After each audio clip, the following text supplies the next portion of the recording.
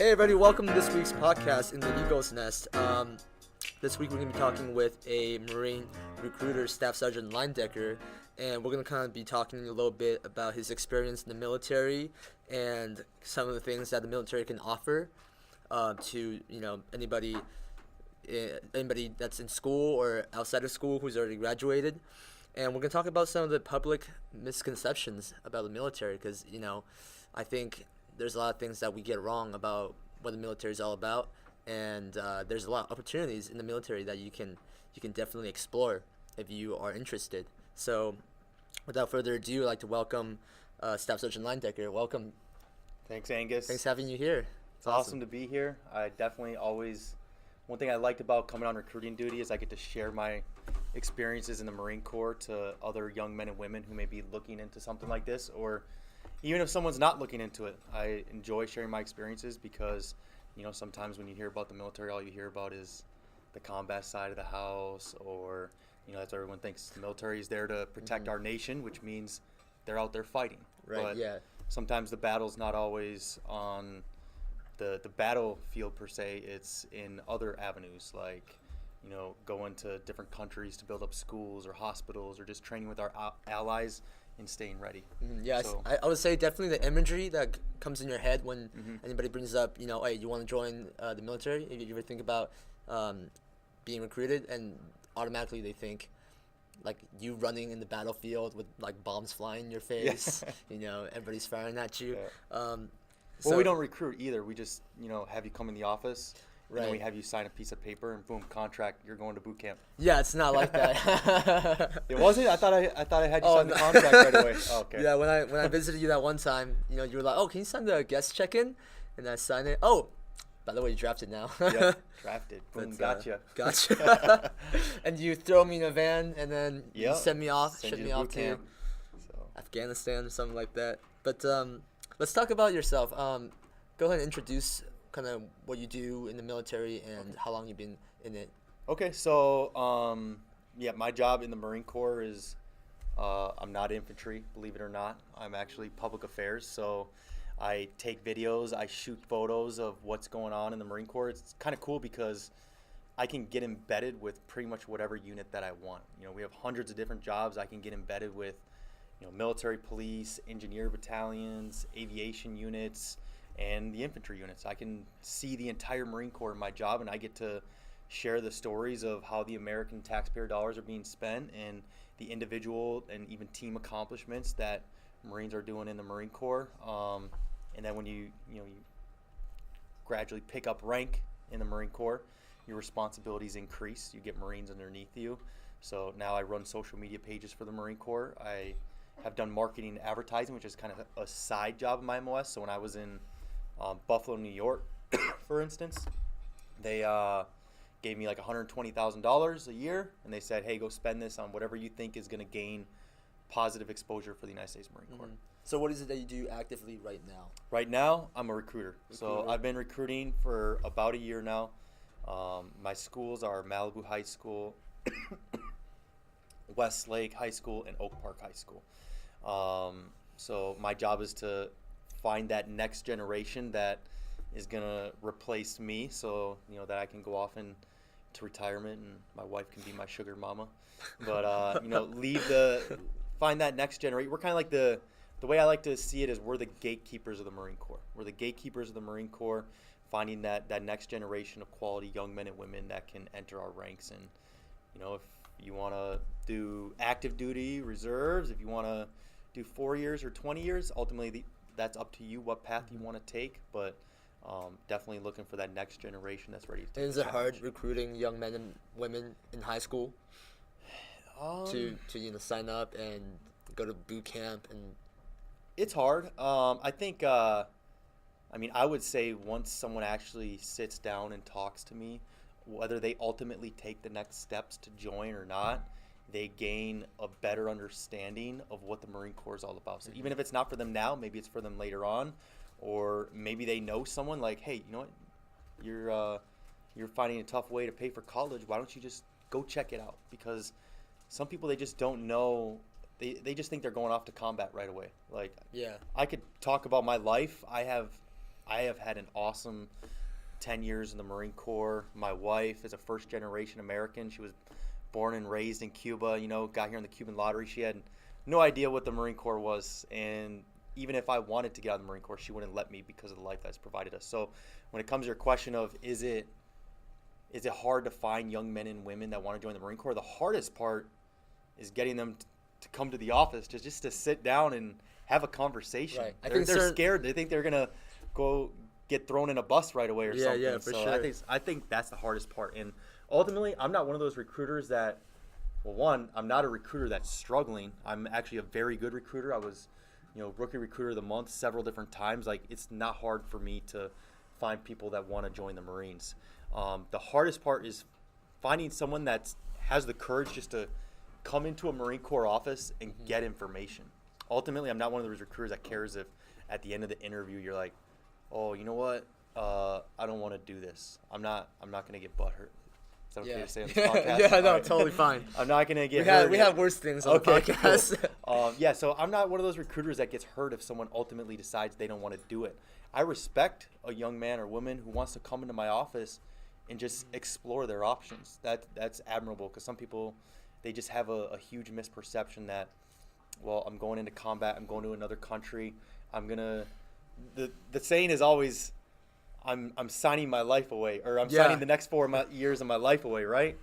I have gained more experience in the first 4 years of my Marine Corps career than some people will experience an entire lifetime. Mm-hmm. I've been to different countries, met different people from all different kinds of walks of life with different beliefs and different upbringings, and I have so much life experience. I've been to Afghanistan, Germany, Ireland, Australia, Tahiti, Fiji, Vanuatu, Kiribati, places that people spend $25,000 to go vacation, and I'm getting paid to go there. And I don't just see the vacation side, which I get to see the vacation side too, because we're not going to go to Tahiti or Fiji, and just work. We're going to get some downtime to relax, go swim on a rope swing and stuff like that. But, I'm going there and I'm actually making a positive impact on people's lives. We're building up schools, we're building up hospitals. So, the one saying that I really don't like is, well, you ready to go sign your life away? You ready to go sign the next 4 years of your life away? Mm-hmm. You are going to gain life experience that, people talk about paid to travel. You're getting paid to travel, mm-hmm. and you're going to come away with better relationships from people from different countries or even in different parts of the United States, and you're going to come away with life experiences that you can talk about. I think certainly one of the reasons why it's so hard to get Mm-hmm. Students or young people to Mm-hmm. step into the recruiting office is that there's almost a stigma, especially here at school, that is against going to the military. Mm-hmm. We're so focused in our school, especially at Oak Park, to focus on college and to make sure that we do well in school and get good grades, mm-hmm. so that we can get accepted to university, and then after 4 years at that school we graduate and we continue on with our career. Mm-hmm. And I think one of the main things that people kind of get confused is that the military is all about just fighting in combat, and that's mm-hmm. super dangerous. There's a lot of career opportunities in the Marine Corps, mm-hmm. right? Yes. So when it comes to the education piece, education is extremely important. Your educators, your peers, pushing you towards college. College is important. It's important to get a degree. A degree is going to help you, follow that path towards success, whatever, so there's this I like to call it the boom. It's this magical place where everything's just supposed to fall together after college that everybody talks about. Mm-hmm. What does that place look like for you? Owning a home, nice car, be able to travel the world. That's what I'm doing in the Marine Corps. And education is a valuable piece, to getting that happy life or that dream life that you want. Having a degree is extremely important. But what else are you doing? Because nowadays, guess what? Everyone is getting a 4-year degree. A 4-year degree now is like back in my parents' generation, a high school diploma. Everyone's getting a 4-year degree. Facts. So what are you doing aside from that to guarantee that you're going to get that success after you're done with high school? Mm-hmm. Because the Marine Corps can give you a lot of intangible skills that you can't necessarily be taught in a college classroom, like leadership, teamwork, discipline, confidence, stuff like that can help you achieve success. And don't think that joining the Marines is putting your education on hold. You can join the Marines and still accomplish your college education goals. We have two different paths, right? Active duty, and I've shown you this in the Marine Corps Enlistment Opportunities book. If you were to take the active duty path, which is basically an 8 to 5 job, Monday through Friday, so 5 days a week, you're probably thinking, well, how am I going to go to college on active duty service? We have colleges, 4-year universities that come onto our bases and provide education to our veterans. Pepperdine University, USC, UC Santa Barbara. Guess what? All those big name universities that all of you probably recognize, they come onto Camp Pendleton to provide college level education to our Marines so they can still accomplish their degree while they're in.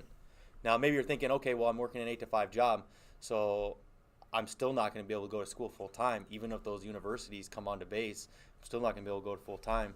So it's going to take a minute. Well, we have another path. It's called the reserves. The reserves means your commitment to the Marine Corps is literally only 2 days out of the month. 2 days out of the month, but guess what? You still get all those benefits I was talking about, getting money for school, getting those intangible skills that you can't necessarily be taught in a college classroom, like leadership and discipline and stuff like that. You can still get all that. Plus, you can get job skill experience, right? So you can put that next to your resume. Hey, I got a 4-year degree, plus I did communications in the Marine Corps, and now you got two things that set yourself even, further ahead of your peers.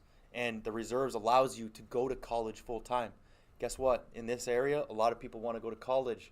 Half of my pool, which is my future Marines, are reservist Marines because they want to go to college. College is a priority to them, to their parents, whatever it may be, but college is a priority in this area. So half of my pool is Marine Corps reservists.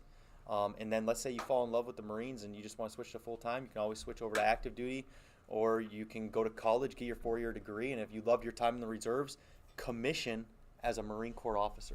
Mm-hmm.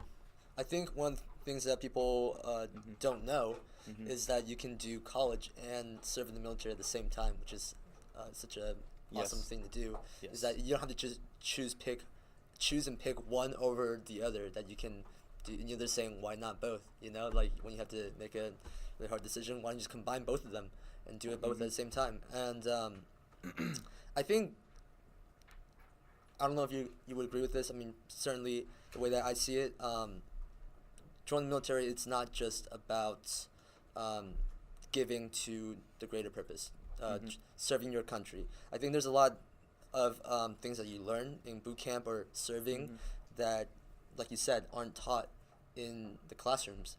Things like leadership and discipline, but also the Marine Corps' philosophy of honor, courage, and commitment. Those things are, I would say, lacking in our society today. So a lot of people don't have that that honor and drive in their character, and I think the military really helps develop that. Well, I wouldn't know because I'm not in the military. What would you say about that? Yeah, so honor, courage, and commitment are the Marine Corps' core values. That's what Marines live by. It's very important to us. You're going to get taught those things while you're at Marine Corps boot camp. Everything that we do does serve a greater purpose. We're not just, even when we're not in a time of war like right now, we're doing a lot of more humanitarian stuff. We're not just sitting around in the United States playing games. We're training for a greater purpose, for that next mission, whatever that battlefront is, like Hurricane Katrina. We had Marines that were first responders there, and those were actually reserve Marines. So, teaching you values like that is, I don't know what price people put on intangible skills. I think some people just think, well, I'll gain leadership experience. I already have it in me. But do you really? Let's be honest with yourself. If you can go tell your future employer or whatever organization you're going to go to, yeah, I'm a good leader or whatever, but how can you prove it? Right. What are you going to do to prove that? So the Marine Corps is an organization where you can prove to be a leader at a very young age. We're the youngest branch of service. We're also the smallest branch of service, so we're highly selective in who we allow into the Marine Corps. And values like honor, courage, and commitment are very important, and they carry on not just while you're in the Marine Corps, but out in your civilian world. You're a Marine 24/7, believe it or not. Even out in the community, guess what? If you get out in the community and you get a DUI out in town, it's not going to say Adam Leindecker gets a DUI out in town in the local newspaper. It's going to say former Marine, Staff Sergeant Linedecker, got a DUI out in town. Right. That's what's going to make the news. So you're a Marine 24/7. You're under the microscope. Mm-hmm. I like that pressure. I like, you know, being able to share my experiences and show the good side of the Marine Corps and how it's benefited me, not just on other people's lives, but on my own family's life. You know, I have a beautiful wife, a little 4-year-old girl. I have a son on the way. You know, what the Marine Corps has been able to even provide for them and what it's going to be able to continue to provide for us in the future. So when you earn the title of Marine, that carries on with you for the rest of your life? The rest of your life. Even if you do 4 years and get out or do 20 years and get out. I mean, look at Rob Riggle, Hollywood actor, and, you know, the movie Step Brothers and the other guys. You guys watch, you guys know who Rob Riggle is? He's on the Fox NFL Sunday. He's the one that does that little cast. Rob Riggle is, you know, he was a reserve Marine for 20 years. He was in the Marine Corps Reserves. Love the Marine Corps. He lives right here in Westlake. That's where he grew up. And actually he grew up in Kansas, but moved over to Westlake because he's all into his Hollywood career, right? He still lives and breathes Marines, does Toys for Tots, does stuff in the community, does the Semper Fi Fund celebrity golf tournament where last year I got to meet, you know, Kurt Russell and some of his other friends, and he does all that for wounded veterans, and, you know, he's still very much a Marine today as he was back then. So that stays with you wherever you go. Even the actor in Star Wars, what's his name? Seth? Wait, which one? For which character? He was a tall one with the big nose and the big ears or whatever, dark hair. Oh yeah, Yeah. Kylo Ren. Yeah, the big chest. He was only a Marine for 4 years, but he still lives and breathes the Marine Corps too. I think he did a TED talk actually. He did an entire TED talk about how the military really helped him when he was, you know, when he was having troubles in his life, and you know, as a kid he didn't have like a sense of duty. He didn't have a drive. He didn't know what he was going to do with his life, and he decided to join the military because of that. And he said that after he joined the military, he was able to be a leader of himself. He was able to drive and lead himself towards, you know, what he wants to be successful at, which is, you know, acting. And it wasn't just serving the military. It was what he learned in the military that cultivated his, you know, his mindset and his character. So that was really, it's a really interesting TED talk. You guys should check it out. I can send you guys the link. But what are some fun stories you can tell us from your experience in the Marine Corps? I'm curious. Stories. Let me think here. I'm gonna have to dig here.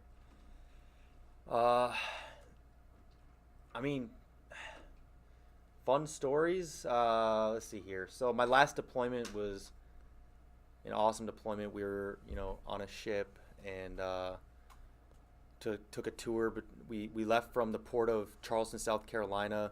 Got to go through the Panama Canal, you know, which getting a huge ship through there is, you have like 2 feet of wiggle room on each side, and went underneath the bridge that connects the Americas. And then we went into the South Pacific where we did all the humanitarian stuff. Right. So, you know, China's building up all these man-made islands over there, and our job is to maintain some sort of economic stability and positive influence in those countries.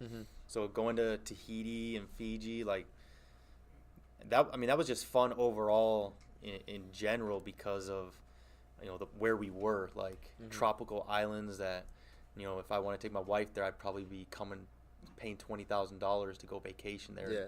I just remember sometimes being on the satellite phone on the ship and, you know, telling my wife, oh, it sucks not being home. You know, I miss you. But then as soon as I get on the phone, I'm like, I'm in Tahiti right now, you know? So that was a really good time. But better not show your wife this podcast then. Yeah, exactly. I won't have her, you know, tune in on this one. But, you know, other marketing and advertising was a lot of fun too because, you know, I sponsored some cool events like a NASCAR race. Got to meet Danica Patrick. I actually have a picture of Danica Patrick. So You have a picture of her? With her. What do you mean? No, not a picture of her. A picture with like, her. what? But yeah, she you know, saw me walking around in uniform around the racetrack. We got pit access for that event, and she saw me and she was like, "Hey, can I get a picture with you real quick?" And I was like, "Yeah, sure. Let's make this quick. You know, I'm busy." But yeah. You know, actually, I think it was the other way around. But yeah, I got a picture with Danica Patrick. So that was a cool event to go to. Recruiting has had its ups and downs. You know, I would say the paperwork. You've seen the paperwork. Yeah. All the documents you got to sign, everything that stuff gets annoying, but ultimately the reward of and here's one of our future Marines right here. More. Want to pick it up? Yeah, go ahead. Put it on speaker. All right. Hey, Moore, how's it going? I got you on the radio right now, so be careful what you say. Okay. So she's actually Are you driving? my first female future Marine. She graduated from Malibu High School. No, I'm actually I'm literally on a podcast right now with future Marine Oh. Angus. Oh, I saw that on Angus's Instagram story. Yeah. So I we're applied live for right now. school. You're gonna be on the podcast now. So Congratulations. what'd you call him for? Oh my gosh. Okay. So be careful what you I say. did not expect this. All right. So what are you calling for? Oh, I was just Or is wondering if we're still having PT today because I've had a few people ask me. Yes, we're still gonna have PT today. Okay. It'll probably just be talking with everyone, sit them down in the office, talk about what's going on. Okay. But yeah, everyone still show up to PT, and we'll go from there. All right. I'm actually gonna be Okay. doing a MEPS run this afternoon. So on the podcast, driving to MEPS during the week, not Okay. fun. But all right. Do you have anything else to say? I don't think so. We got young men and women in the room right now. How do you feel about being The first female. the first female future Marine on my team going into the Marine Corps? I'm so excited. It's such an honor to be able to, represent women and represent the Marines and Thousand Oaks too now. I think that it's super cool, and I'm excited to see where this journey takes me. How many pull-ups did you do when you first came into my office? I did 0 pull-ups. How many I are didn't do any pull-ups, and now I can do 6. Nice. Nice. Pretty good. Motivate. My goal is Motivate. to get a perfect PFT before I start the boot camp in February. Oh yeah, she's gonna be my honor guide. She's gonna be my ticket to South Carolina. All right, Sarah. Keep up that. Cool. All right, keep up that motivation, Sierra. See you later. All right. All right, Bye. see ya. Cool. So I think that we should leave it for some questions from you guys now. Do you guys have any questions you want to ask Staff Sergeant Linedecker before we wrap it up? Yes, Cameron. So I'm just wondering, because I hear like a lot, like of course, like we talk about like some of the stereotypes, but like I hear one of them is like often like during like a lot of boot camp, like I've seen like Full Metal Jacket. Mm-hmm. So basically, there's that one really tough, like they kind of like the person who kind of leads it. Yep. The drill sergeant. The drill instructor. Who actually just passed away recently too. So, in the last year, and he was a real Marine, Gunner Sergeant Emery. So, but yeah, he just recently passed away. So what? So So, your back to your question- question with the stereotypes. Is there still a lot of those today, or are they kind of like? The stereotypes still exist. Full Metal Jacket, that's a huge movie that kind of releases a lot of those stereotypes. Maybe because sometimes boot camp was like that in the past, during World War II or the Vietnam era, boot camp was different, but it's always changing, adjusting to the times. Our training's always adjusting to the times. Nowadays, drill instructors aren't even allowed to cuss at you. Now, I wouldn't be surprised if a cuss word still slips every once in a while, but yeah, that's not even allowed. So, and when I was in boot camp, they're not allowed to put their hands on you. Like, there's a lot of safety, things. Like, we're about making Marines, and you shouldn't have to put your hands on someone to make them a United States Marine. You know what I mean? So, Full Metal Jacket and movies like that are sometimes a reason why some of those stereotypes exist. Honestly, sometimes our own veterans are a reason those stereotypes exist, because they went to boot camp back in the Vietnam era and things were just different back then than they are now. So boot camp's always changing, but ultimately we're still making Marines, and the quality of young men and women that are entering our ranks right now is phenomenal. And I've told stories with my MOS Public Affairs of the awesome things that Marines have done in this world. And, it's an awesome organization, because you never have to be 65 years old and wondering what the did I do with my life, So, yeah, but those stereotypes do exist, and I think that's what holds a lot of people back from Joining the military, you think? joining or even coming in for Coming info, into because they office. already make up their mind of, Right. yeah, I don't feel like going to boot camp and getting my ass beat. That doesn't happen, so. Bailey, do you have any questions? She's writing Yes. from the journalism. Yeah, what do you look for in a future Marine? So I kind of hit on the fact that, we're the smallest branch of service and also the youngest branch of service, so we are very selective. Some of the things that could potentially be disqualifying. Like, so when I'm walking around and I'm, do what they call in the recruiting world area canvassing. You're walking around the mall. Hey, you, come over here. Shut the sliding door in the van, get them in the van real quick, get 'em in the office, Some of the things I'm looking for is, one, height weight standards. Do you meet the current height weight standards? Usually visually I can tell if you would be within, the weight standards of what the Marine Corps would consider acceptable in order to complete the different obstacles and physical challenges that we have during recruit training. So we look for that. Tattoos. The Marine Corps is the most strict organization when it comes to tattoos. So you could get disqualified for having a tattoo behind your ear, on your hands, on your face, a full sleeve. If it's gang related or could be considered offensive. Besides physical qualifications, what other things do you look for in terms of, I guess, like your personality or your education? So for me personally, and again, even though we all have the core values of honor, courage, and commitment, I have my own. It's a phone call. My own little things that you could say, I guess, I look for. Above all, for me, is character. Character goes a long way for me, and I can usually find out what kind of character someone has when I first start interviewing them. So I'm going to give everyone a shot to. If someone wants to come in for information on the Marine Corps, I'm going to give everyone a shot to come into my office and talk about the Marine Corps and find out what their goals are and how the Marine Corps can help them accomplish that goals. But I'm not going to ask everyone at the end of my interview if you want to be a Marine. If you don't get asked that question, it's probably because I've already made up my mind that I don't think you have what it takes, or I don't, think that this is the organization for you. But during the interview, I find out what their goals are, what their character is, what kind of values that they have, and if they'd be a positive contributing member to the team, then that's someone that at the end of my interview, I'll ask them, do you have what it takes to be? Do you think you have what it takes to be a Marine? They say, yes, I believe I have what it takes to be a United States Marine. Then I'm going to ask them, do you want to be a United States Marine? And then that's when the ball's in your court. Do you want to be a Marine? And most of the time, especially being young, 17, 18 years old, you want to go home, think about it a little bit, probably talk to your important influencers, mom, dad, and then sometimes mom and dad know, because after high school I talked to someone that's 18, 19, 20 years old. They're like, yeah, mom and dad didn't want me to do it, but I'm 18 now. I want to take the next steps. I want to become a Marine. I remember I was in boot camp one time, and the drill instructor was like, well, who are we going to meet on family day? And everyone was talking about their parents coming to boot camp and everything, and we had one recruit that said, yeah, my parents didn't even know I joined. It's like, so what'd they think? You were at summer camp or something? So,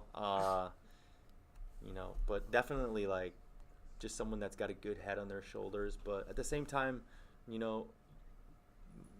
I believe in the system. I believe in recruit training and the transformation that happens down there. It's not all just physical, but it's also a character transformation. It does teach you good discipline. It does give, some core values in individuals that maybe necessarily growing up had those values instilled in them. So at the same time, just because I don't feel like you have that right now when you come into my office doesn't mean that boot camp can't help you get to where you need. Boot camp is very unique, and that's going to make you a United States Marine, and I believe in the institution and the quality of individuals that it can transform while you're at recruit training. All right. I want to thank you so much for being on the Cloud Podcast today, and I appreciate you being here, and appreciate you guys for coming. If any other questions, make sure to ask him before he leaves today. But we'll wrap it up for this episode, and we'll see you guys